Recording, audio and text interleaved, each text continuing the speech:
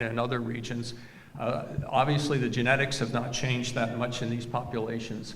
So there's environmental effects. Many feel that it's dietary effects as well. In the case of inflammatory bowel disease in Mideastern children, there appears to be, from a variety of studies, a higher prevalence, particularly recently. I should also mention, before getting into just the Mideastern story, that we see increasing incidence in a variety of different countries and ethnic groups. In the case of children of Mideastern descent, we see a more pronounced or higher disease activity level for Crohn's disease, indicated by the gray.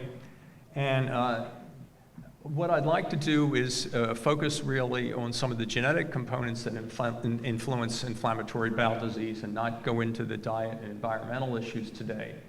And I think one interesting study that came out of Australia was they looked at the incidence of inflammatory bowel disease in a pediatric population, and so obviously the diet and the environment is the same, and they saw a much higher frequency in this particular study. So it again highlights that there's genetic components as well as possibly gene-environment interactions.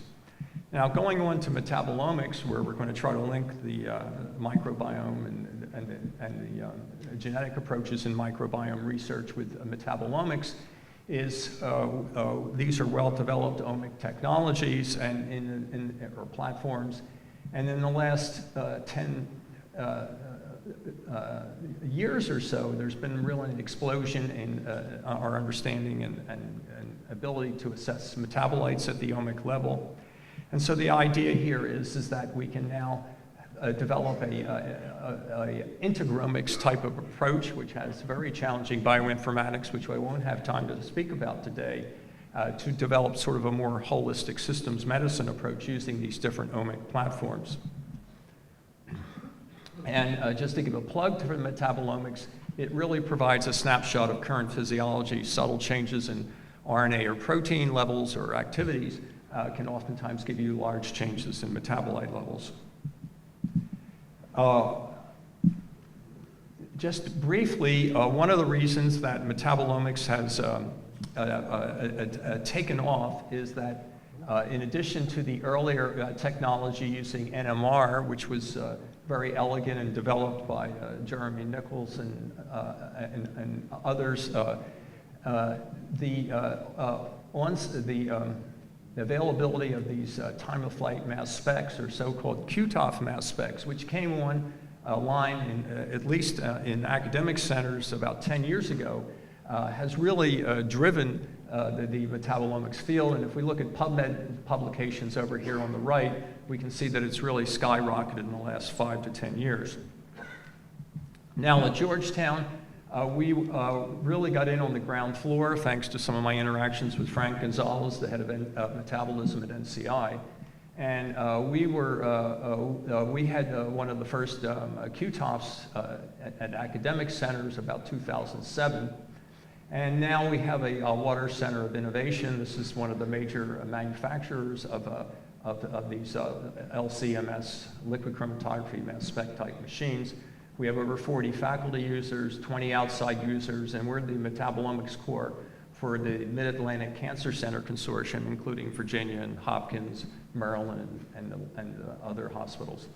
And it's also been an important component to generate grant support for many of our investigators, both at Georgetown and nearby. So what we'd like to do then is develop a microbiome metabolic biomarkers for IBD. And so as a sort of a proof of principle, our first effort was really to say, can we see differences in the bacterial niches in the cecum versus the sigmoid regions of the colon? And in collaboration with John Braun's group, we had lavages from patients undergoing a routine colonoscopy. And what we can see here over on the right is that if we look at these OTUs, there's differences in the bacterial spectrum for cecum versus colon. Over on the left, we're looking at a heat map with the darker colors indicating higher levels of particular metabolites. And we can see a subset of metabolites much higher in the sigmoid, and then others that are higher in the cecum. So we are starting to try to piece together then the connections between the metabolites we're seeing and the bacterial makeup of the gut in various regions of the gut. And you can play these types of games and develop a variety of correlation and type of associations. And here we're looking at individual metabolites and also different OTUs or bacterial groups that are coming up and looking at the connections. And I think the take-home message is that between the cecum and the sigmoid, we're seeing a different pattern. What we've done is pooled all of our human samples and then tried to do correlation analyses in these pooled samples. And when we looked at proteomics done at UCLA versus the genotyping done primarily at UCLA, we see some interactions becoming apparent. However, if we look at the bacteria versus the metabolites, we see this far, far richer interactome of bacteria and metabolites that are coming out. And so there is really a striking correlation then between what we're seeing at metabolite level and the distribution of bacteria. So how does this all interact or affect inflammatory bowel disease? Well, as I mentioned to you, the FOOT2, we have the secretors and non-secretors. It's very common. Up to 60% of many populations of humans will have at least one null allele for the FOOT2, which is referred to as SE, lowercase. And if we look at the just doing a sequencing of the number of genes, which on the top right, which will give you an estimate of the diversity of, or the richness of the bacterial populations, is what we're seeing is that there's a richer population, more genes, more bacterial species in the secretors, namely the ones that have the FOOT2 and are able to have this fucose glycan on the cell surface proteins. If we look at the different types of pathways that are enriched for different pathways involved in metabolism, we're seeing differences in the secretors versus particularly the null. And then these are particular metabolites showing the increases particularly for the non-secretors. And the interesting thing for the bottom, lower half of this slide is that we saw essentially the same profiles in FOOT2 knockout mice. So the FOOT2 knockout mice develop inflammatory bowel disease, and the patients with the FOOT2 null phenotype are at increased risk for inflammatory bowel disease. So what about inflammatory bowel disease itself? We're just getting into this now. This is a pediatric population here, and we can see a clear separation by PCA analysis, looking at just metabolites from colonic lavages. We find a variety of metabolites coming up. I don't have time to really go into individual ones. I'll show one or two examples further down. But if we look at a heat map of metabolites that show higher levels in healthy versus Crohn's disease in this pediatric population, we can see a clear separation. Now, 1 or 2 points about this slide that I wanted to make is that the healthy individuals here are family members. So we're trying to control for environmental differences and looking at unaffected siblings in most cases. This supports our hypothesis and going forward for more extensive studies that we're planning, is that there's a genetic network influencing the microbial metabolite composition, and the metabolites may in fact be creating a susceptible or pre-disease type of state for Crohn's disease, which is a common inflammatory bowel disease. This is a slide from John Braun, which just sort of summarizes approach using SNPs and the like to identify, for example, the FUT2, the FUT2 secretors and non-secretors, changes in metabolite levels, changes in microbial abundances, and then predisposition to chronic disease. Over here we have the genomic and proteomic levels from the host, the microbiomic level of differing bacteria, and then the metabolite level, which is really a mixture of the two. So in the final few minutes, I wanted to sort of go into a more simple, direct assessment of what happens to the gut microbiome with injury. And here, what we're trying to do is develop a integrated approach to assess a particular injury agent, ionizing radiation, which is known to produce marked toxicity in the gut since they're rapidly proliferating cells. And so the idea here is to say what kind of metabolite changes do we see, and what type of changes do we see in the microbiome. And the take-home message is that we see some clear separations even at non-toxic doses of radiation, so that we can see differences in the metabolite spectrum with this PCA plot control versus a few days or many days after radiation. And we see, and this is a whisker plot here, with either a non-lethal dose or a lethal dose of radiation at 3 days, we see a marked reduction of this particular pneumococcus bacteria species after radiation. So we're seeing both changes in the bacterial composition as well as marked changes in the metabolome. And Hang-Hong Lee and my group carried out many of these studies, and this just sort of shows the approach we're using. We're not doing endoscopy, we're just doing metabolomics and sequencing of the feces.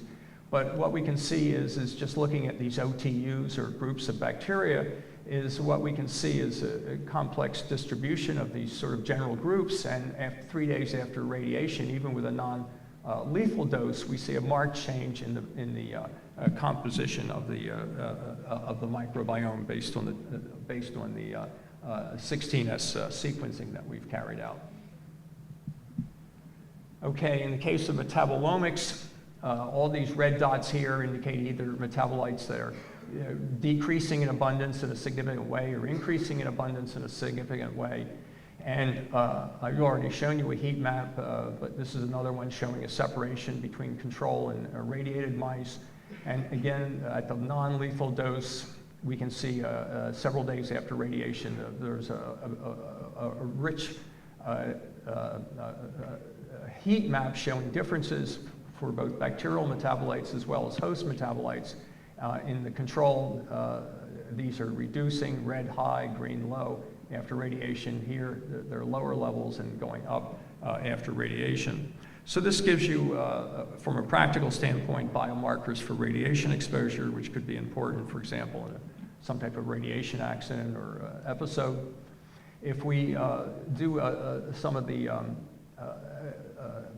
pathway analyses based on the types of metabolites that we see coming up and metabolite pathways, I've listed some here. All of these are separate stories, but I'll mention that we see a significant perturbation in bile acids secretion.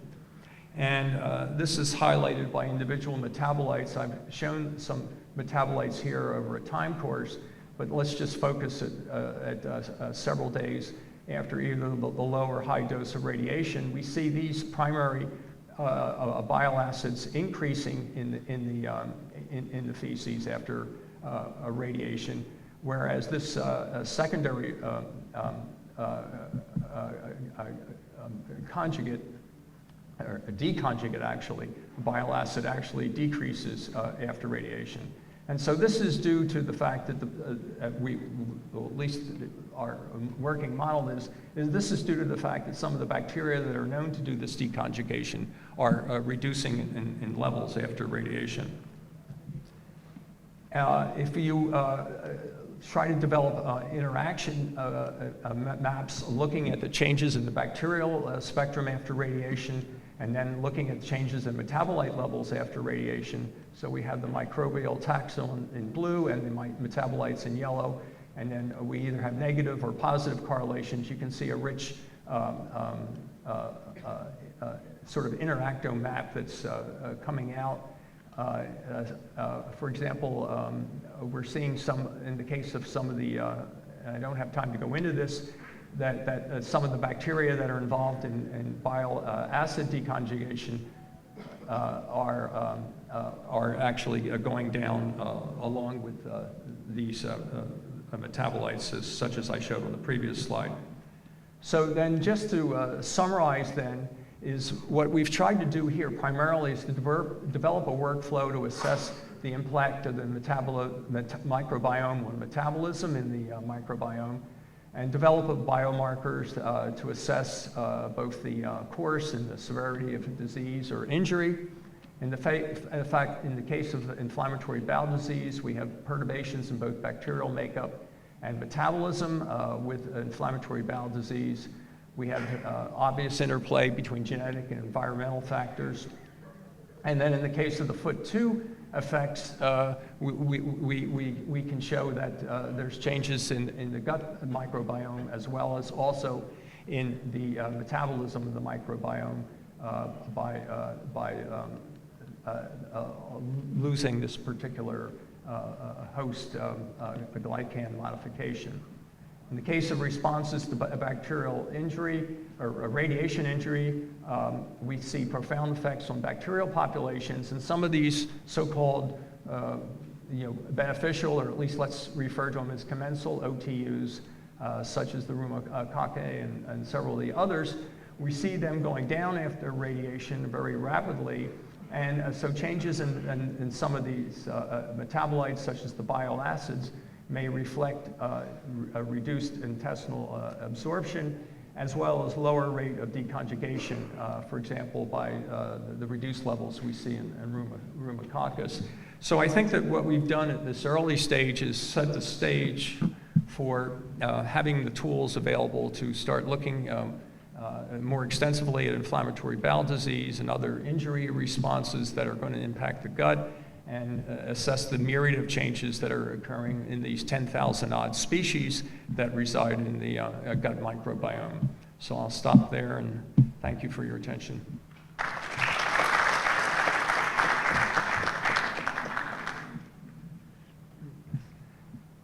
Thank you so much for the presentation. We are running out of time, but I think there is still time for one question or two questions. Is there any question? Dear Professor, thank you for your excellent presentation about irritable bowel disease. My question is, when we are going to do case control studies or genomic reconstitution studies, we are comparing genetic polymorphism between these individuals and controls. Sometimes we have a certain genotype is sharing between the diseased one and the controls, and the questions like, for example, the pathogenicity of type 2 diabetes and the genetic factors contributing to it. Is this sharing between the controls and these individuals, for example, like type 2 diabetes as multifactorial disease, but the control have not the disease in spite of they have the same genotype? So my question is, metabolomics does have a role in the pathogenesis of multifactorial disease, like myocardial infarction and type 2 diabetes or not?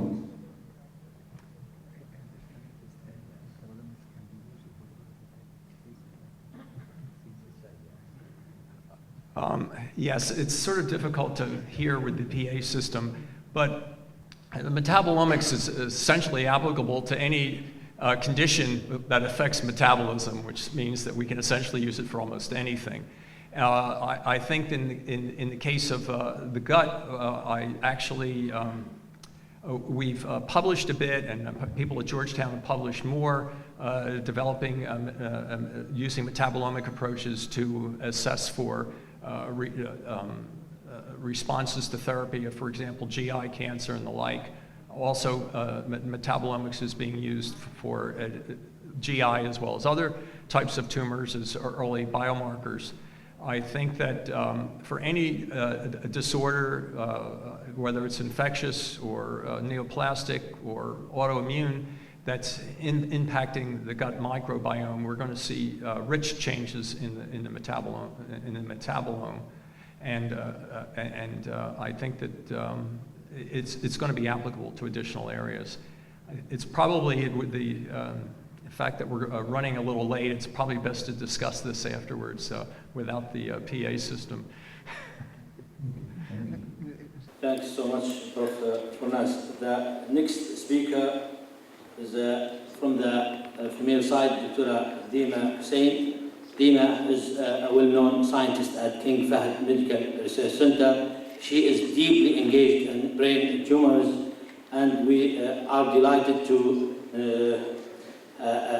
have her with us to give a talk. Her title is A Unique Integrated System to Discern the Pathogenesis of Central Nervous System Tumors. Dr. Dima, please. First of all, I'd like to thank the organizers for inviting me to present the work that we've been doing. And particularly, I'd like to thank the CIPM Center for funding this work primarily.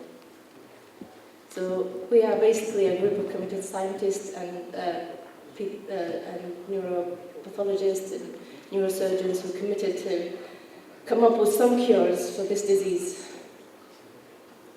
And this is an outline for my talk. First, I'll give you a brief introduction on CNS tumors, and then I'll describe some characteristics of the bank that we've been building up, and I will describe a completed study. So improving CNS tumors prognosis is really a global challenge. Brain tumors are essentially worldwide killers, with ranking 8th between all tumors. In USA, the average percent surviving is about 33%.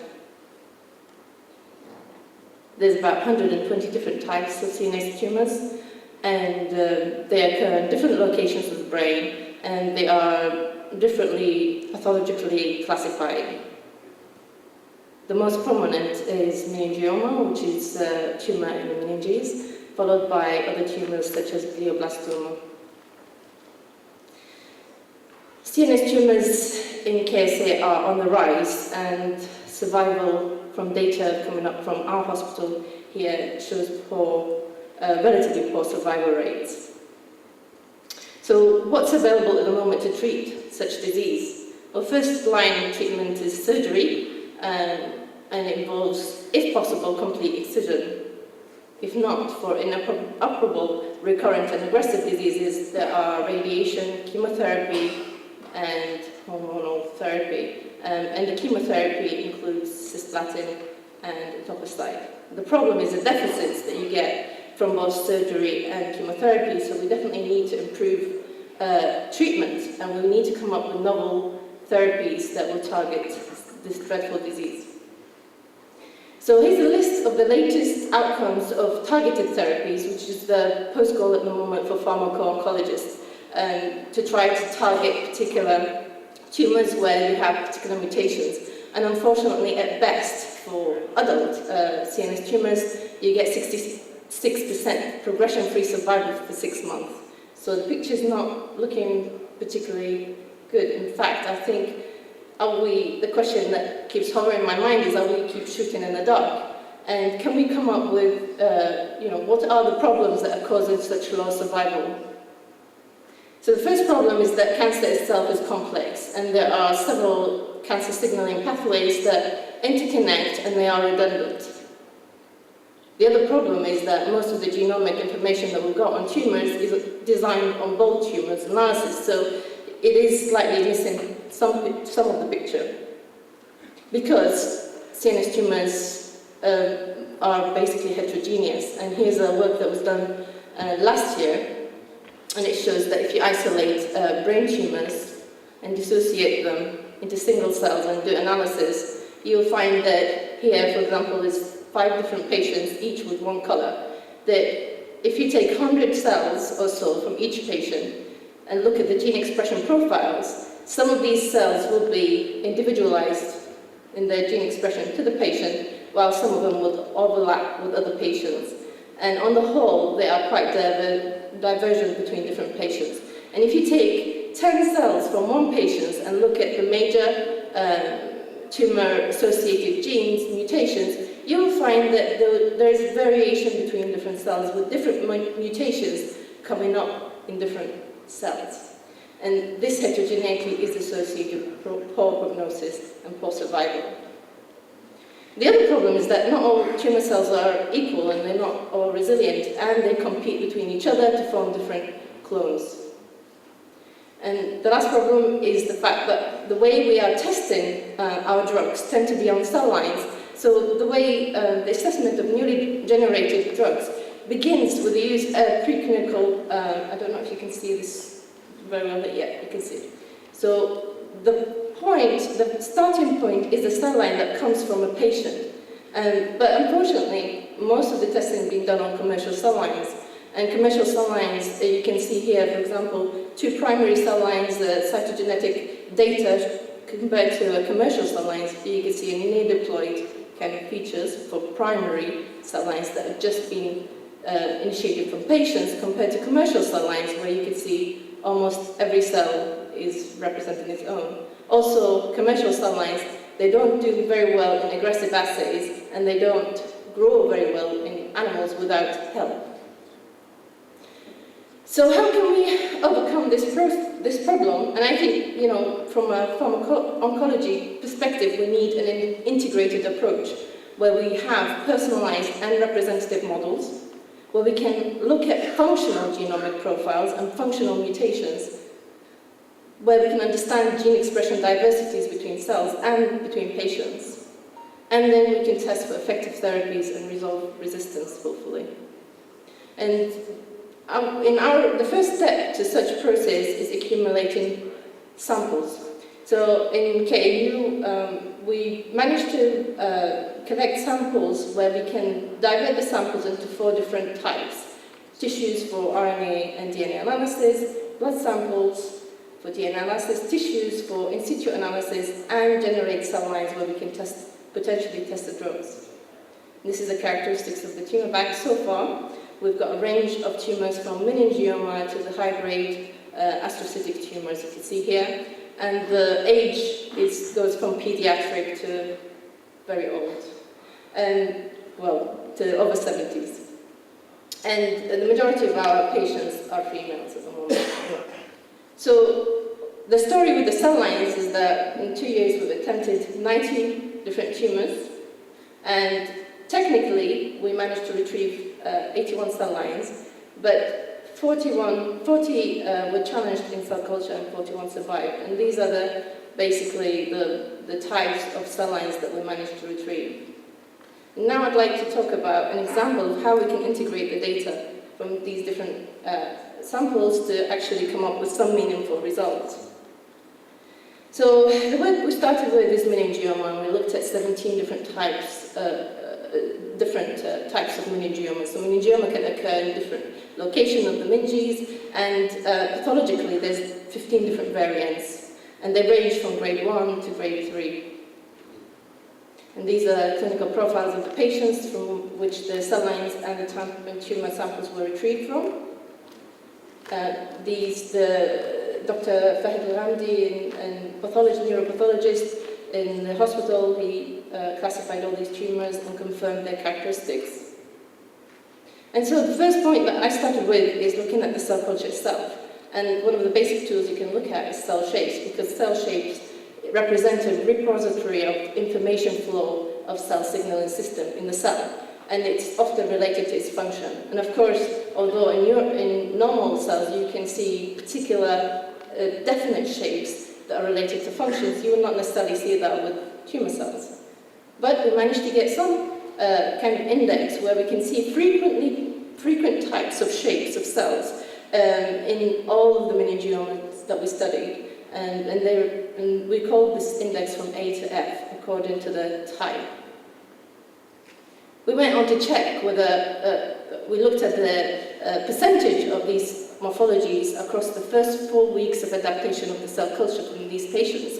And we find that adaptation occurs within 3 to 4 weeks, and that regardless of the media that you use or the concentration of growth FBS or glucose, you tend to get sort of a standard morphology in terms of the percentage. And when we looked at all the different types, all the different patient cell lines, we found that they tend to fall into either a monomorphic type with a particular D morphology, and they look, if you like, this sort of morphologies, and a pleomorphic type where you can see both spindle, bipolar, and the large cytoplasmic cells. And the first question I asked, does morphology affect drug resistance? And as I showed you earlier, cisplatin or etoposide are constantly or can be used for treatment of CNS tumors. And the first answer is yes. There is a difference between their response to these drugs. And here you can see a graph representing 8 cell lines for each group, where you can see that the D type basically survive less than the BD type in both cisplatin and etoposide. And the first, wanted to ask why might that be? The most obvious thing is that they don't die well. So I stained cells with nucleic caspase 3, which is an apoptotic marker, and you can see that BD cells have less expression of caspase 3, and nucleic caspase 3 is less frequent in BD cell lines. What else could be going wrong? Well, we've known in literature for a long time now that cancer stem cells are resistant to drug treatment, and there have been studies that show that they have been resistant to cisplatin and etoposide. And there are markers that you can use for such cells, such as CD123, SOX2, and this is why I went on to look at these markers in our cell lines, and here's an example of 4 cell lines, 2 from each group. And you can see the staining of CD123 SOX2, nesting Ki67, the Minton frizzled 9. And we have actually seen those cells in all of the cell lines. But then when we went on to quantitate, we found a difference in SOX2 CD123 cells and Ki67, suggesting that BD cell lines have more cancer stem cells. And these cells survive with prolonged drug treatment, and you can see here the survival of these cells even after 12 days. So where do we go from here? We thought we wanted to integrate this information. We went on from the cell lines of observation here, and we went to look at the tissue. I remember we collected this right from the beginning alongside the cell line initiation. And with the help of my colleague, we managed to analyze data for 6 RNA expression. And here you can see that gene expression hierarchical clustering grouped the tumors that had generated BD cell lines separately to those that generated D cell lines. And that D cell lines are closer to normality than BD. And when we looked at differential pathways between the 2 types, we found that top pathways were stem cell related and top genes were stem cell associated. But I wanted to particularly go through one of the AGR2, which we found was highly expressed in BD cell lines, the ones that are resistant. And AGR2 is an important protein in protein folding. It's upregulated in several tumors, and it's been shown to suppress p53 activity, as well as being associated with metastasis. So the idea was to go back from the tissue RNA information and look in our tissues and corresponding cell lines. And this is what we found. The AGR2 is upregulated nicely with BMI, which is a stem cell marker. And we picked 5 different areas within the tissue of one of the cell lines, of one of the tissues. And you can see that there is a variation between the tissues as to how they are being expressed, but relatively it is high expression. When we went back to the cell line, it's the same story, where you could see AGR2, BMI, and they are colocalizing, and almost 65% of the cells in culture are expressing both. So in conclusion, we've managed to generate a tumor bank and established 41 primary potentially proliferating cells. A morphologic index was generated, which could also be useful for other types of tumors. Morphological patterns of cells can be used to monitor early adaptation, which is important because it's a method that uses less number of cells, which means we can grow our cells and monitor them at the same time, which is vital for the beginning of culturing. BD cell lines, meningioma cell lines subgrouped into monomorphic type or polymorphic type. BD cell line is tolerated cisplatin etoposide treatment better than D cell lines, and they are associated with poor initiation of apoptosis. The cancer stem cell population is more frequent in BD meningioma cell lines, and they survive cisplatin etoposide treatment. And also the differential trend seen in the cell lines is mirrored in the gene expression profiles of the tumor tissue samples. And so you can see that through an integrated bioanalysis of meningioma tissues and cell lines, we could detect novel genes that might prove valuable for classifying variants of meningioma and predicting aggressiveness. Finally, I'd like to thank all the people that helped in this work, and thank you for your attention and listening.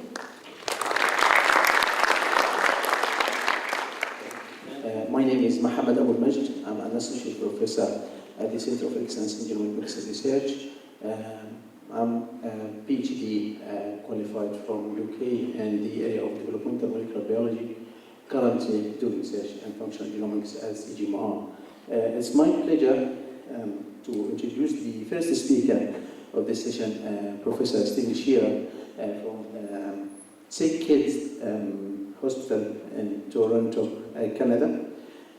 Stephen Shearer is a well-known figure in the field of medical genomics, and especially he is our editor-in-chief of the NPJ Genomic Medicine. He is currently affiliated with the CGMR and KEU. Steve today is going to speak about a genomic basis for autism spectrum and related disorders. Please welcome Steve for the next 20 minutes. Thank you. Okay, thank you very much. I've been assigned 20 minutes to speak, so I thought I would give you an update on the work we published in the last year. Can you open this one? And then also unpublished work from our laboratory. But to begin, I just wanted to further the comments from Magdalena Skipper that the journal's come along well. And we're very excited that the first issue will come January 13th. We have, I think it's 8 papers coming, and very high quality, emphasis on international contributions, and focus on genomic medicine, and lots of new submissions coming in. So if you have high quality work that you want to publish, please submit it, and we will try to get it published in the journal. It's very exciting. Okay, so I thought I would frame the presentation around really the challenges why we're performing research in autism spectrum disorder, or ASD, particularly with respect to diagnosis and treatment. And the primary challenge we have is that presently there's no effective medicine, drug treatment for the core features that are observed in autism spectrum disorder. namely the deficits in social interaction skills, language, and repetitive restrictive behaviors, and also including cognition. There's medicines for things like anxiety, which are comorbid with ASD, but there's nothing for the actual core features. There are many medical comorbidities, complications that associate with ASD, including seizures, epilepsy, we see in roughly 50% of cases, intellectual disability in also 50% of cases, anxiety, GI problems, and many other medical complications. So often the medical complications are treated, but one really needs to understand the genetic factors that are associated. Perhaps most importantly, the clinical diagnosis is difficult. It typically will take a developmental pediatrician upwards of perhaps a whole day or 2 days, multiple visits to have a full diagnosis. So because of this, the wait lists are long. In our city of Toronto in Canada, which is the major center, we typically would have 500 kids on a wait list at any given time. So of course, if we have a genetic test, we can administer those tests much faster. The example I show on this slide here is a child who went through a long odyssey of diagnosis. He visited 8 different clinics at our children's hospital, and it wasn't until we performed chromosome microarray analysis that we detected he had a chromosome 16p11.2 deletion. As you can see, he has a severe obesity, and because of his anxiety, he was put on risperidone to help control the anxiety, and that actually exacerbated his obesity. And we're seeing now chromosome 16p deletion carriers often this is the case. So determining that he carried the deletion not only identified the cause of his autism, but also informed on the drugs that he should or should not take with respect to other medical complications. So this really kind of forms the basis of the hypothesis that if we have a genomic understanding, provide a new path forward to treat the kids, to understand what autism is and what it is not. So this is a paper we published just this year where we conducted a very thorough analysis clinically and genetically of 100 or actually 200 consecutive diagnoses that came through a clinic in Memorial University in Newfoundland. And we selected that clinic because the developmental pediatrician had trained in our center. And the kids were examined very detailed, including imaging, including dysmorphology testing, and many different types of measures. And then we performed state-of-the-art chromosome microarray analysis and exome sequencing. And subsequently, we've done whole genome sequencing too, but that's not shown on this slide. To cut a long story short, when you use the standards that we've developed over the years, including those, include the American College of Medical Genetic Guidelines, we could use the microarray analysis to detect the cause of autism in 7% of the kids.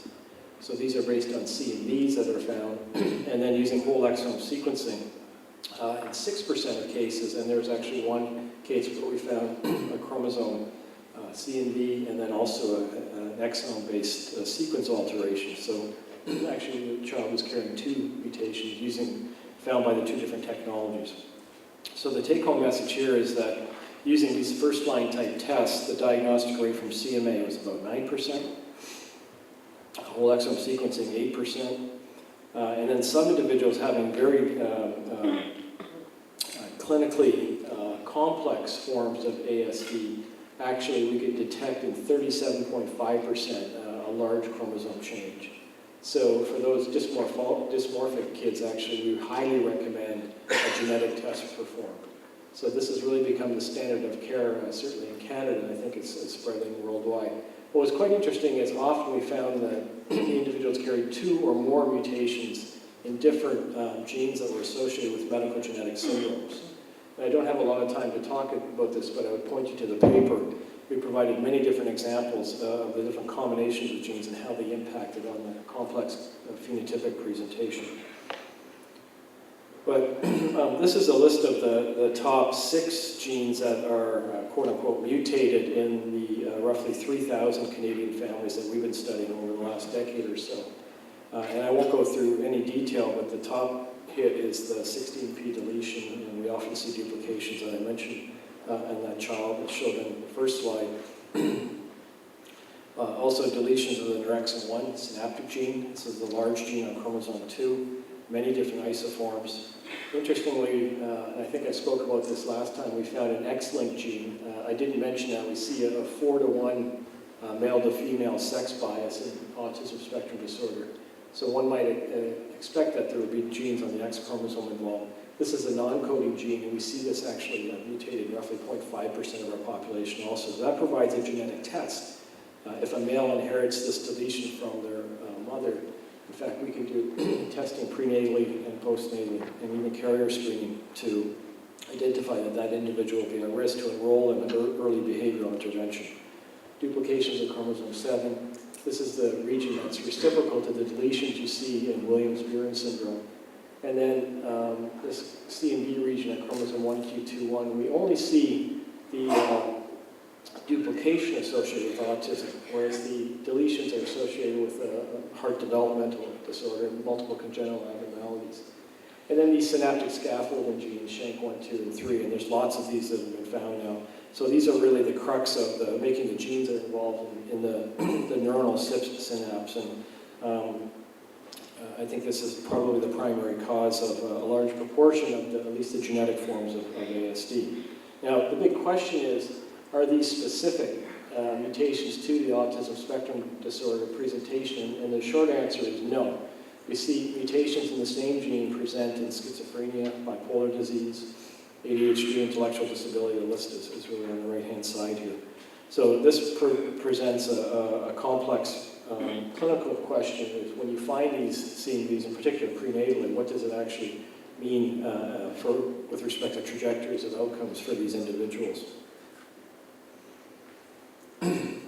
And we started to look at that. In fact, we stumbled across this chromosome 2q3 duplication case. We found it to be involved in our autism cohort, our pediatric autism cohort, essentially the same time that we identified the same duplication in an adult clinical cohort that presented as schizophrenia. And when we were able to look at family histories of a few of these cases that we had multiple generations of information, the children of the same family that carried these duplications with adults actually also showed presentation of the schizophrenia and the autism. So I just show this really because most of the data we've been collecting in most groups worldwide, when they're studying a particular disorder, it's somewhat static. And what we really need is longitudinal data to do these genotype-phenotype correlations. But quite often you can kind of meet in the middle and use this type of data to predict what the long-term outcomes will be in children who are carrying these types of chromosome copy number variants. So in fact, we're going back now and doing more detailed studies of family histories to see if we can predict that many of these other CNVs I showed in my previous slide, in fact there's over 100 different regions of the genome, might be predictive of long-term adult outcomes once we actually have collected that data. So there's now well over 100 different ASD risk genes. This is a meta-analysis that we performed in 2014 and also added a bunch of exome sequencing data from 2015. So this presents 94 high-confidence ASD risk genes where we've looked at some type of loss of function type mutation or disruption based on a copy number variant of a particular gene, and then mapped them into genetic pathways based on gene set interaction. We heard about that earlier this morning. And the take-home message here is reproducibly from study to study, and again, this is a meta-analysis of everything that was published up until just recently. You see the pathways of neuronal development and axon guidance showing up in yellow, chromatin modification, transcriptional regulation in blue, and the MAPK and signaling pathways shown in light green here. So again, this is really exciting because for the first time now we have pathways that one can target in molecular diagnostics, not molecular diagnostics, but actually molecular therapeutic development. And this is exactly what we're trying to do. We're trying to modulate these pathways through small molecular new medicines. So what we spent the larger part of the last year doing is, and this is still ongoing, is undertaking a very large-scale data gathering set of experiments. And this is called the Missing Autism Sequencing Project, MSSNG. The I's are dropped out because the goal of the project is to identify the missing information in autism. So we've identified a large number of autism risk genes, but it only counts for perhaps roughly 20% or so of the cases. So we can, based on heritability studies of twins and family studies, we anticipate that at least 50 to 90% of autism is contributed based on genetic factors. So to try to get to the underlying genetic architecture, we felt we needed to do a lot more sequencing, and we needed to do whole genome sequencing, so to capture the whole complement of genetic variants and look beyond just the 1% of the genome that encodes proteins. So with Google and Autism Speaks in the States, we launched on this project, and we've now sequenced fully 6,000 whole genomes, and the target is 10,000, which will be completed in the next couple months or so. And we developed, these were the well-phenotyped Canadian cohorts and some from the US also. It's going to go international in the phase 2 of the project. Developed consents for most open data release, developed cloud-based databases and tools with Google. So all of the data from these 6,000 is actually in the Google Cloud now. 2,000 are publicly available. The other 4,000 have just got sign-off, will be transferred before Christmas. And all of the high-throughput annotation tools we've developed for our high-throughput computing facility at Sick Kids in Toronto have been transferred into essentially applications that can be utilized in the Google Cloud now, so those will be soon available. So the idea really is to get the data out to the community so as many people can actually take their experiments to the cloud and do new analyses using their tools on this large-scale data sets. But I'll just show you our most recent analyses, some of which is published, some of which is unpublished. I won't go through this in any detail, but if there's any technical people who want to talk about our annotation pipelines, that's really what my laboratory does. We spent a lot of time developing tools, and we're using machine learning approaches now to look for new patterns in the non-coding sequences of the genome, for example. So whereas we learned a lot looking at the protein coding sequences, I think the real rich gold, if you will, and discoveries will come in scanning the data for the 99% of the DNA that's non-coding and how it affects, in some cases, that list of genes I showed on my earlier slide, in some cases, other new target loci. So the sequencing is really a step to get, I guess, to the next stage, which is really the annotation. So this was the first 85 families that we published on just this year. We completed a high-throughput sequencing. This was a 60x coverage genome, so very high coverage. We called, I won't go through all the details, but high-quality SNV calling and also structural variation calling. Probably the best annotated set of data for whole genomes, I think, that I've seen, certainly in the world. And the question here was, if we sequenced families that had 2 affected children with ASD, what percentage of the time would they share the same highly penetrant or presumed highly penetrant pathogenic mutation? So we did the experiment, did lots of annotation, lots of validation. Everything we talk about has been validated in laboratory experimentation. And you can go to the paper, but this is the list of the genes that we thought were informative. And to come to the question, we found in roughly 31%, so in 11 of 36 of these families, where we identified a de novo rare inherited or rare inherited ASD risk variant, we found that it was different than, it was the same as the one that was found in the sibling. So in 69%, so roughly 2/3 of families that had 2 affected kids, they were actually carrying different high-risk variants. So when we first saw that, it was kind of surprising to us, but when we think about it, we know there's hundreds of different ASD risk genes. The mutation rate is high, de novo mutations are often involved. So in fact, it wasn't too surprising. And even when we went and looked much closer at those, we consider to be very conservative, called high-risk loci, using very stringent criteria. This is what we call class 1 variants. The concordance rate was still only, it was like 42%. And when we went back and looked at thousands of cases that families we looked at using clinical microarrays, for example, again, we saw only a 50% concordance rate. So more often than not, the affected siblings are carrying highly different highly penetrant mutations that push them across the ASD threshold. And I've just listed 3 examples from this study here. This is a figure from the paper to highlight the power of whole genome sequencing, but also to highlight the families that we studied here. So we identified a deletion in the SCN2A gene in the index case shown on the right, and then also the same deletion in the female sibling here. So this deletion would not have been detected using whole exome or using microarrays because it's very small. It's 1.7 kilobases, and it occurs in the intron, deleting exon 18 shown here. And this was an interesting example, actually, because we didn't know that, well, I should say that the sibling was when she was ascertained, she was suspected to be on the ASD spectrum. And it wasn't until we did the sequencing and found a mutation and identified to the clinician who needs to go back and look closer that she actually got the full diagnosis. So this is another example where we identified a de novo mutation in the syntaxin binding protein 1 gene. This is an epilepsy gene. It's now been found in many mutations in unrelated individuals with ASD. This was an example of an inherited mutation in the UBE3A gene passed from mom. This is an imprinted locus, and when it's passed to a boy, he's affected with Angelman syndrome and also autism. You see autism, roughly 40% of kids with Angelman syndrome. This was an interesting de novo mutation of thyroid hormone receptor alpha gene.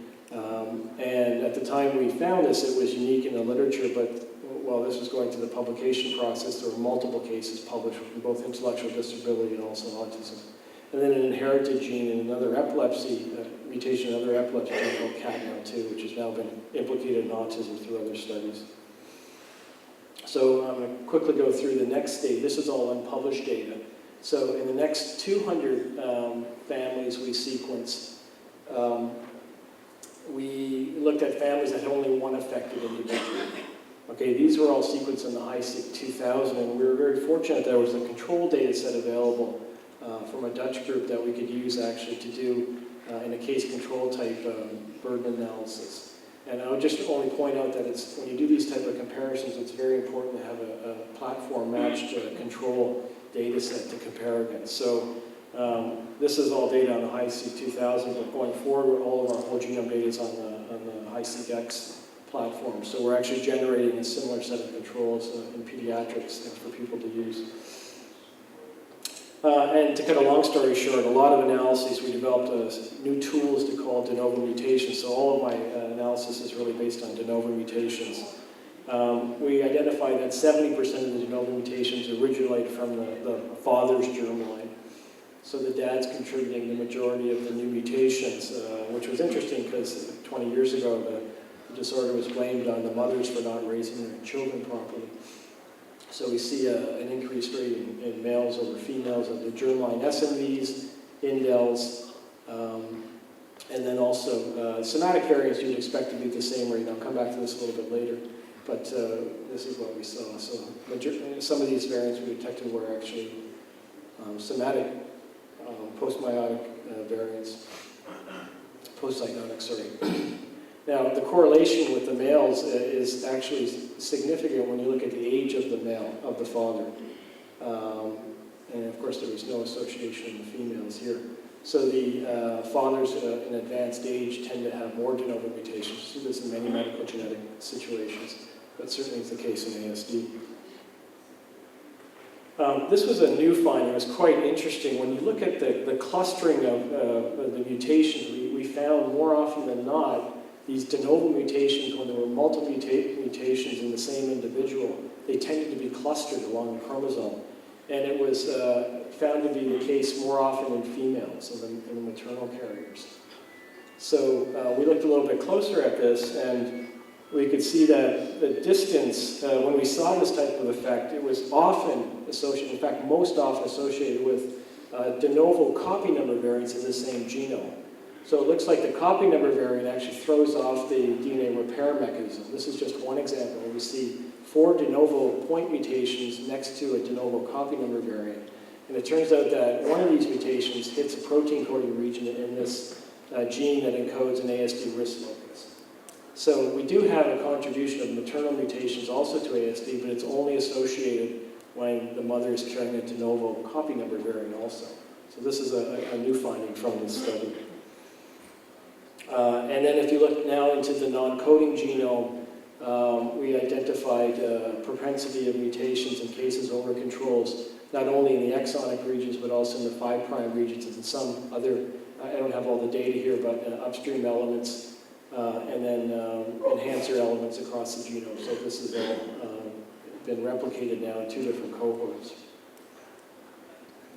And of those mutations that I mentioned, up until this point, we had assumed actually that these were all germline de novo events, but in fact, using the high quality, high coverage sequence, we can actually determine which of those are likely to be somatic in origin, just based on the allelic representation from the read coverage. So this is an example here where if you look at the hump in the graph, you can predict that these ones here, down in the 10 to 30% range, are actually somatic mutations. Represented, so we typically see 50% allelic ratio. You see it down here, suggesting that there are somatic changes. And across these several hundred samples, we see that there's roughly 3.2 somatic mutations. So from a clinical genetic perspective, that's important to note because you wouldn't expect them to have the same effect because there's more of the cells are carrying the intact gene. But this was one example, again, coming back to the Nerexin gene I mentioned earlier in my presentation, where we identified a non-synonymous missense mutation in Nerexin-1.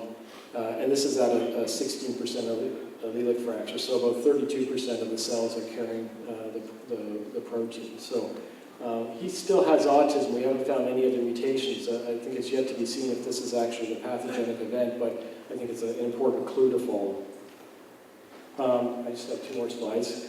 I didn't mention, we've also run the Illumina 450 methylation arrays on all of the samples. We're doing whole genome sequencing and developed a new tool to identify outlier data from this methylation data. And quite excitingly, using a principal component analysis, we identified outliers from with different methylation profiles shown here. And we went back and looked at the genomic sequence. We identified a de novo mutation in DNMT3A, and then separately in the ADNP gene. And these are genes that are involved in chromatin remodeling. So in fact, the genetic mutations likely explain the differences in the methylation profiles. This is a mutation that was inherited. We can't explain, actually, the pattern of differential regulation, but the correlation remains strong. So just on my last slide, I think this is something we all have to think about. This was a great example where, in the index case, we did the sequencing that identified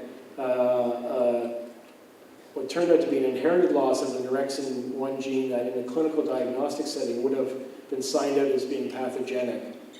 We identified a second deletion in the MBD5 gene. Again, this is also an ASD risk gene.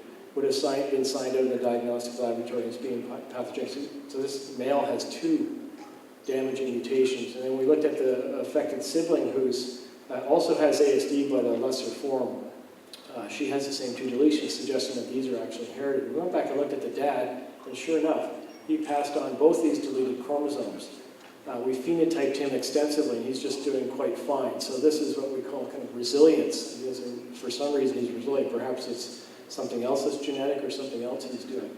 And I just raise this because, of course, it's interesting to pursue from the research perspective, but also raises conundrums in prenatal and genetic counseling.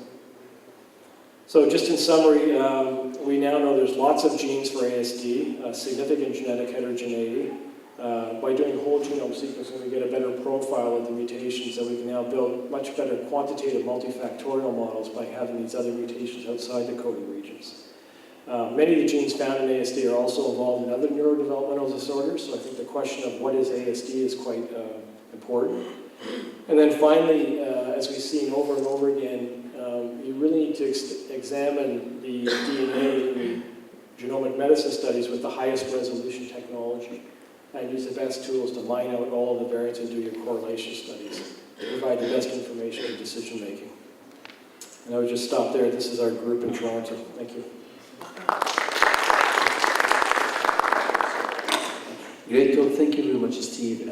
For ladies section, please, if you have a question, kindly shout. Shout loudly, and I'll give you the priority to ask the question. For the men side here, one question, that's all, of Steve's choice. One question. I have one here. So, do you have a microphone, or you want to yell and I'll repeat it? I can shout. Often Klinefelter syndrome is associated with ASD. Did you find any link that would explain that? Yeah, so the comment was Klinefelter syndrome is often associated with ASD. All of the cases we're studying are idiopathic cases. So any of the individuals with chromosome abnormalities would not be in this research cohort. So yes, we see them, but they're not in this research cohort.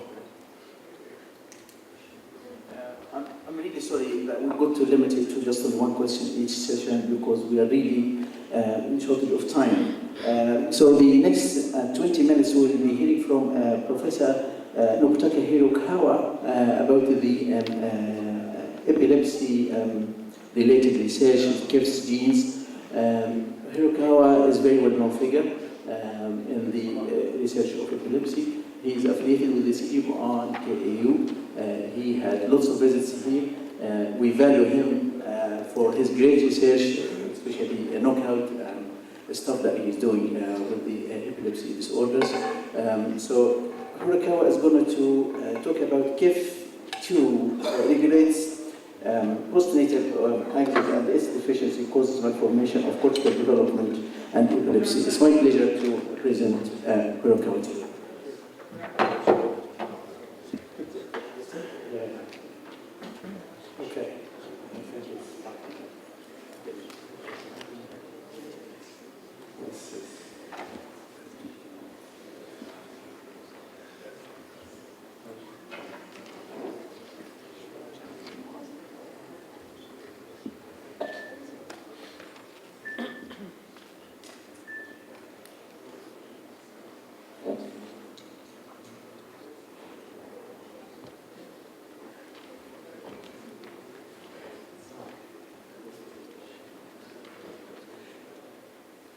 Okay.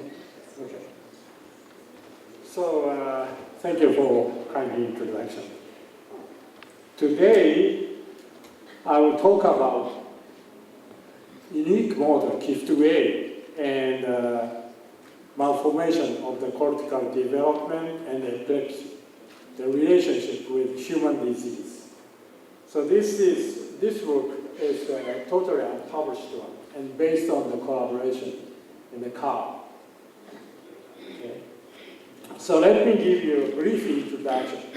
We are studying molecular models, and molecular models usually play an important role for intracellular transport. So this is the in vivo axons, and these days, if you use the GFP technology, you can visualize real movement or transport of the motor protein or cargo proteins, okay? So we are asking these questions in terms of the mechanism of intracellular transport. So we identify all members of the molecular model, named these KIFs, in human and mice. The total number of the gene was turned out to be 45 at the gene level, so that the protein level, the number could be twice more. And so most of these members transport cargos in the neuron and other cells. But I talked today, KIF2A, it's a middle motor domain motor protein, but this is very unique. This KIF2A, they polymerize microtubules, ATP dependently. So I give you a brief introduction about the function of KIF2A. KIF2A controls brain wiring. So we identified 3 members in the KIF2 families, 2A, 2B, 2C. And 2A is abundantly expressed in the brain. And 2A has middle motor domain, okay? And to study the function of KIF2A, we generated knockout mice. And this is the mutant. Mutant mice were born but died in a day without suckling milk. So what's wrong? So this is the cortex and hippocampus and cerebellum. As you see, in knockout, laminar formation of the brain is very much affected. Why this happens? So this is the, we marked the neuron, and neuron was born in a paraventricular zone and migrate upwards. So this is wild type, and this is a knockout. The level neuron at the same day. As you can see, in knockout, the migration is very slow. This caused the defect of the laminar formation. Why this happens? That is shown in this slide. This is wild type and knockout. In wild type, this is axon, dendrites, and the axon, there are short branches, but they stay short. But this is a mutant. If you lack KIF2A, the branch of the axon elongate terribly long, okay? So that caused the defect of the migration. This is wild type. In the wild type neuron, this is cell body axon. Axon extend and cell body follow and migrate. But this is the mutant. In the case of mutant, because the long axonal branch emerge, cell body cannot know where to go.